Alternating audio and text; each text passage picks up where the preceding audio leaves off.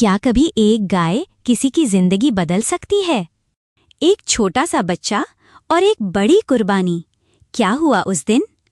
ईद उल अज़हा का दिन था। हर तरफ खुशी, कुर्बानी और अल्लाह की रज़ा हासिल करने का जज्बा था। एक गरीब बच्चा, फटे कपड़े, खाली हाथ, वो लोगों को अपनी अपनी गायें कुर्बान करते देख रहा था।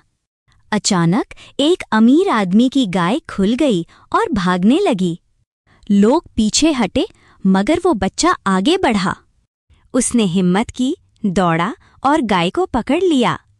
सब हैरान रह गए। अमीर आदमी ने खुश होकर कहा, ये गाय अब तुम्हारी है। बच्चा हैरान, आंखों में आंसू। उसने कहा, मैं उसे अल्लाह के लिए कुर्बान करना चाहता हूँ। वो लम्हा खामोश था।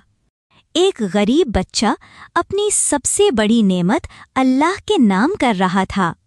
यही असल कुर्बानी थी, दिल की कुर्बानी। कुर्बानी सिर्फ जानवर की नहीं, नियत और दिल की होती है।